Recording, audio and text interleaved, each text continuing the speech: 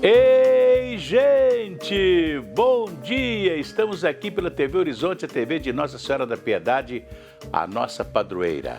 A meteorologia está prevendo que hoje nós vamos ter calor e com possibilidade de chuvas em algumas regiões aqui da Grande Belo Horizonte, né?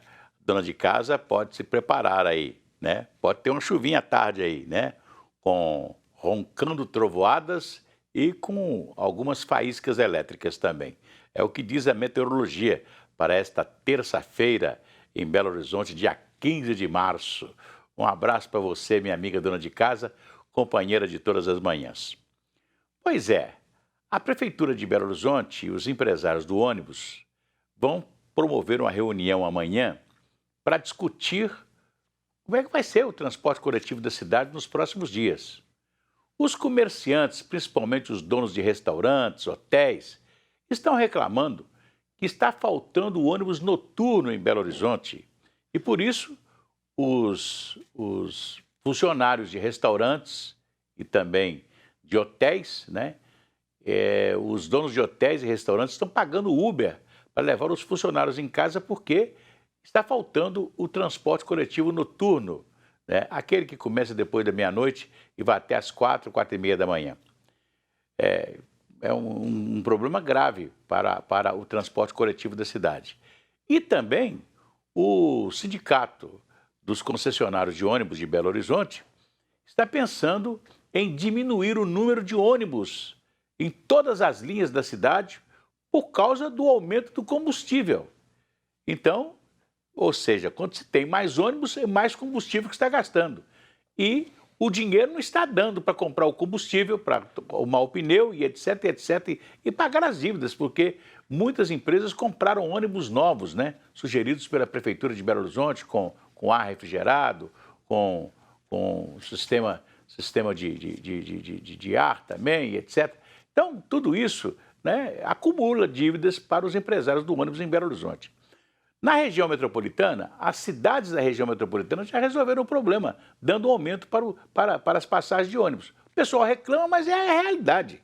Porque agora vai subir o pãozinho, né? Porque a farinha de trigo, o maior exportador de farinha de trigo do mundo é a Rússia, está com problema porque ninguém quer comprar mais da Rússia, né? Como parte daquela parede que os países estão fazendo contra a Rússia porque ela invadiu a Ucrânia, né?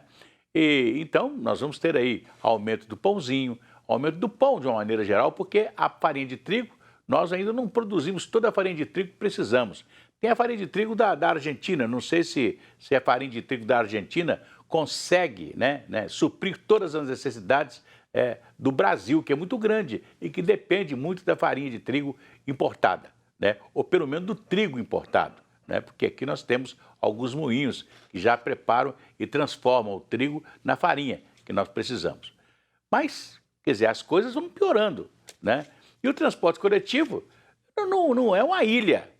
O prefeito de Belo Horizonte quer discutir ainda com a Câmara Municipal um projeto que diminui a passagem de ônibus. Já não consegue mais, esse projeto já está no esquecimento. Porque hoje nós tivemos um aumento brutal do óleo diesel, um aumento brutal da gasolina. Então tudo está subindo.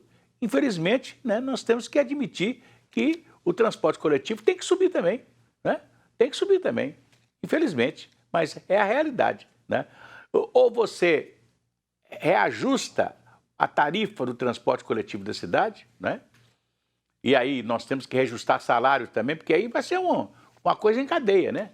Por exemplo, a cidade de Betim já está dando 11% de aumento linear para todos os funcionários, né? O governo do estado quer dar 10% para todo mundo, inclusive com os professores, a partir o aumento pedindo a partir de janeiro, né? Com mais fardamento para a Polícia Militar, mais um auxílio fardamento, né, para os policiais da PM, né? Então, quer dizer, todo mundo está se virando aí para tentar dar um aumento de salário. A Prefeitura de Contagem vai dar 24,3% de aumento da educação e também um aumento para todos os funcionários da Prefeitura de Contagem. A situação ficou difícil, né? houve uma inflação, a arrecadação subiu, a arrecadação do Estado subiu, a arrecadação do governo federal subiu, então está na hora de repassar isso, né? E talvez aí também, né, as empresas particulares podem, né, naturalmente, vão arcar aí com o transporte coletivo mais caro, mas infelizmente é a situação que nós estamos vivendo hoje. Vamos cantar aquela musiquinha?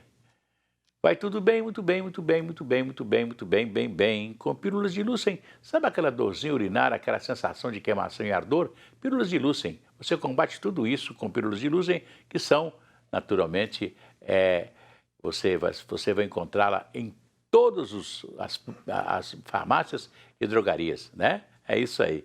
Se persistirem os sintomas, um médico deverá ser consultado.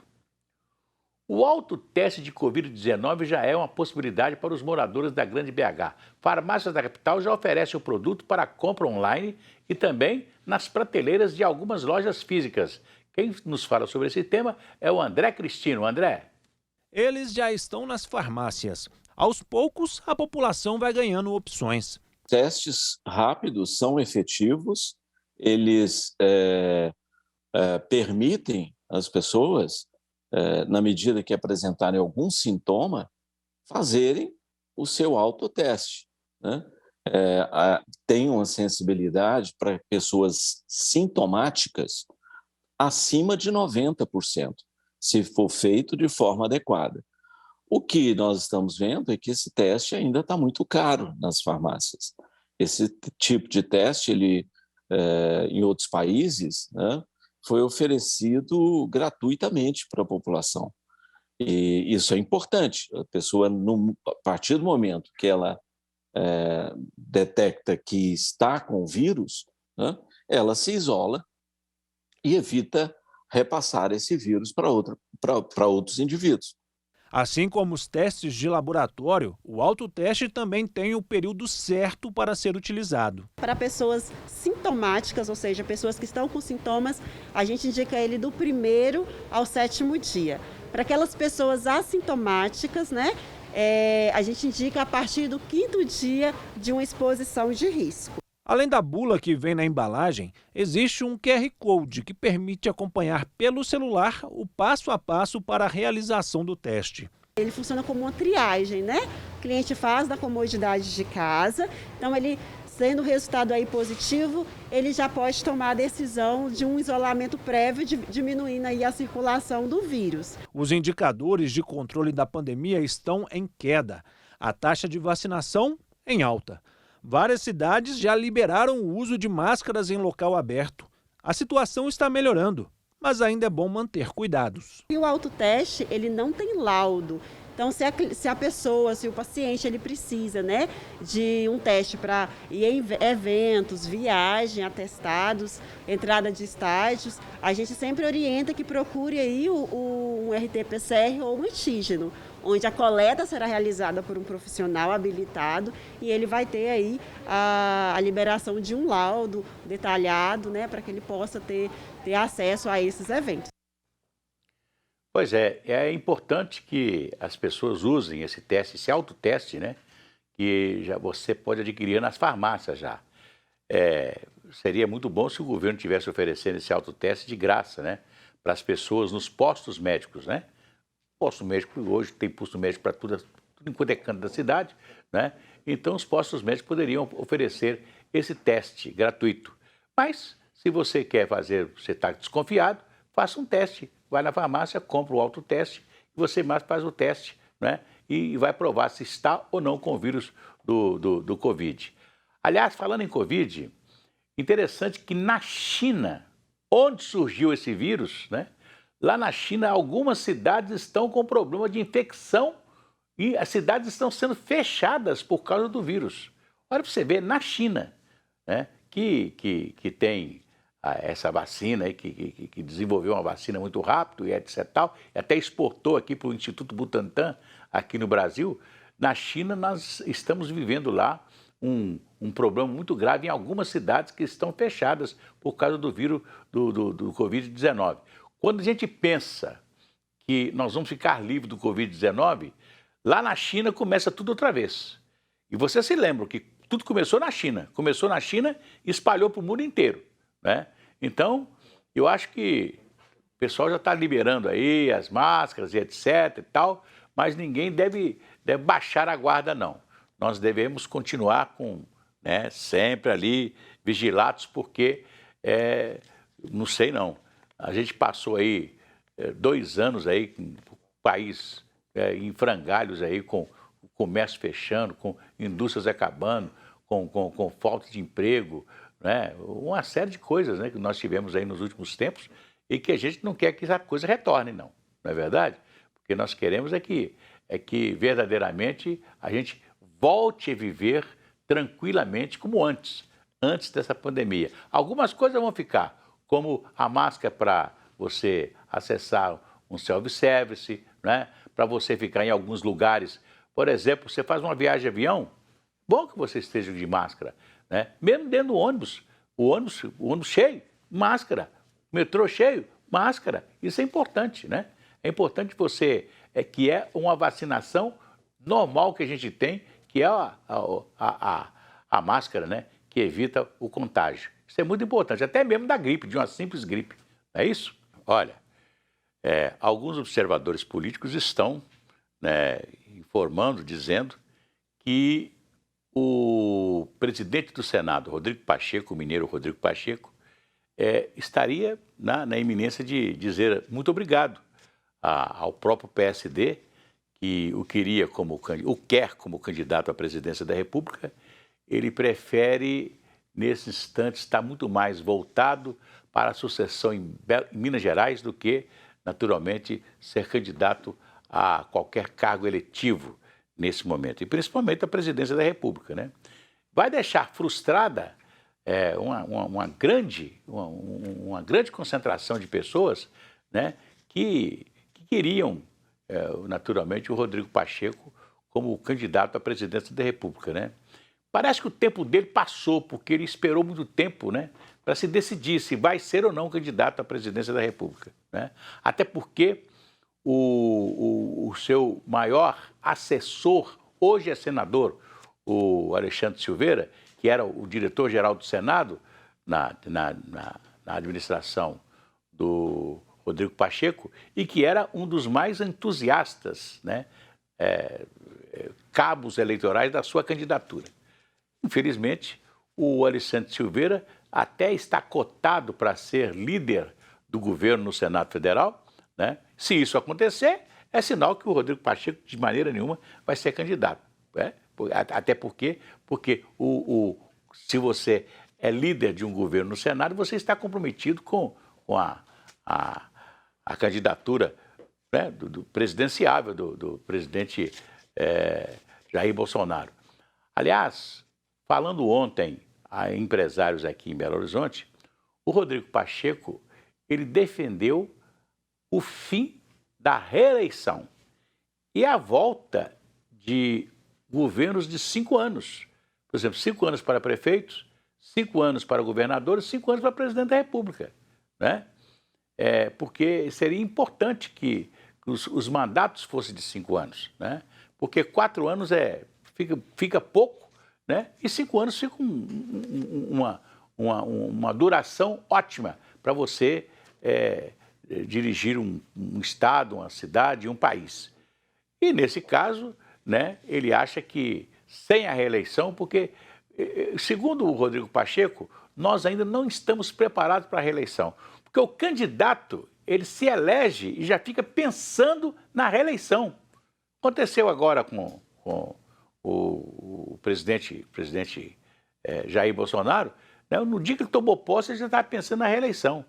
Então, o sujeito o administrador, deixa de tomar uma série de medidas importantes porque ele quer conquistar o eleitorado. Não está aí o prefeito de Belo Horizonte tentando baixar, no momento que sobe o petróleo todo dia, no momento que sobe o óleo diesel todo dia, o prefeito de Belo Horizonte não quer baixar a passagem, porque ele acha que isso é importante para a campanha dele, para o governo do Estado, não é não? Então, quer dizer, o sujeito deixa de tomar certas medidas para resolver a situação administrativa de sua cidade ou de seu país, porque ele está pensando na reeleição. Então, o Rodrigo Pacheco acha que nós ainda não estamos preparados para a reeleição, porque o candidato ele está sempre pensando na reeleição e não toma as medidas necessárias, né? Ele não quer desagradar funcionário público, ele não quer desagradar o público em geral, os seus eleitores, etc. Então, né, ele vai deixando para... Aí, quando ele se reelege, né, aí ele sim, ele vai tomar tudo aquilo que ele gostaria de fazer. Agora, ele não tem mais reeleição, então agora, pronto, eu vou administrar conforme manda o figurino. É isso que o Rodrigo Pacheco estava defendendo ontem. Olha, eu vou cantar aquela musiquinha. Se a criança acordou, dorme, dorme, menina, tudo calmo ficou, mamãe tem. Auricedina é um analgésico antisséptico de uso local para adultos e crianças. Todo mundo sabe, dor de ouvido, auricedina. Se persistirem os sintomas, um médico deverá ser consultado. Olha aqui, um menino ucraniano de 5 anos com leucemia ia receber um transplante de medula óssea, mas a invasão russa mudou os planos. Agora a família está refugiada na Irlanda e espera que a criança possa ser tratada no país. Quem conta essa história é a Gabriele Assis. Gabriele.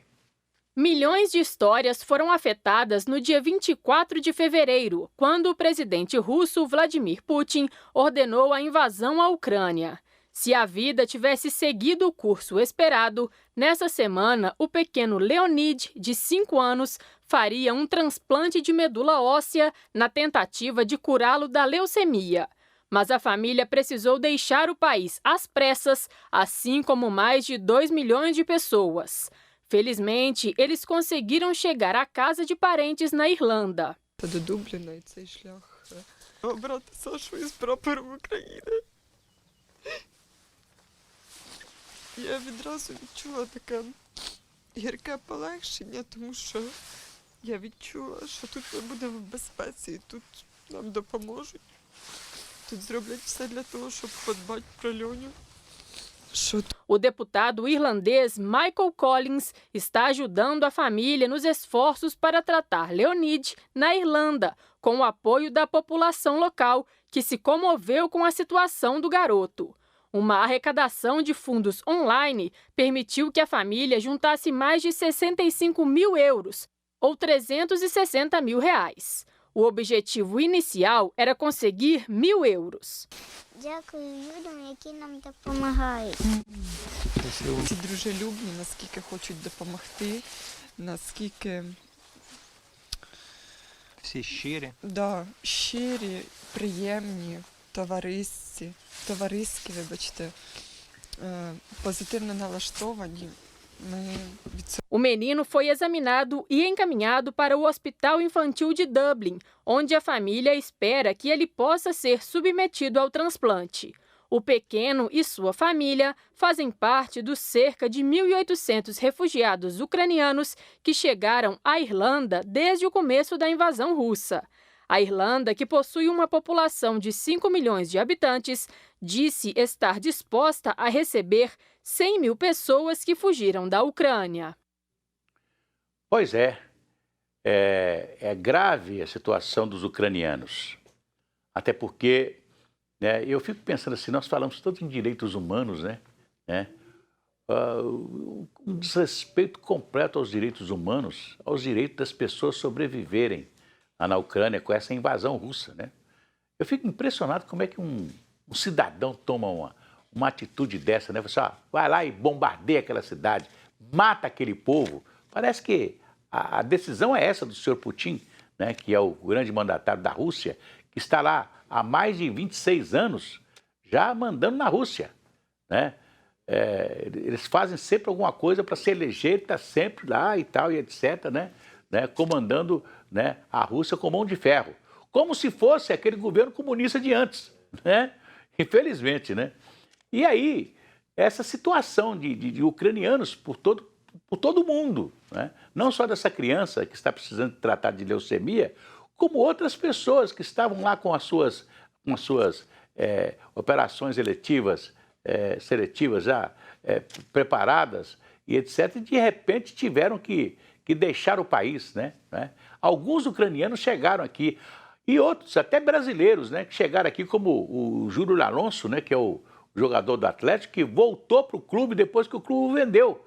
Ele vendeu em janeiro e recebeu o jogador agora em março, porque os jogadores que estavam na Ucrânia, né, e que vão ficar fora do futebol, né, então a FIFA permitiu que eles tivessem, durante esse período da guerra, até a Ucrânia se reorganizar novamente, até o futebol da Ucrânia se reorganizar novamente, que esses jogadores possam disputar campeonatos e serem contratados por um período, né? E o Atlético resolveu trazer o Júlio Alonso de volta, né? Para que ele pudesse servir o clube, que ele foi um grande zagueiro do clube aí nos últimos tempos e foi vendido um dinheiro que ajudou muito ao Clube Atlético Mineiro, inclusive pagar suas dívidas, né? E agora o jogador volta praticamente de graça, né?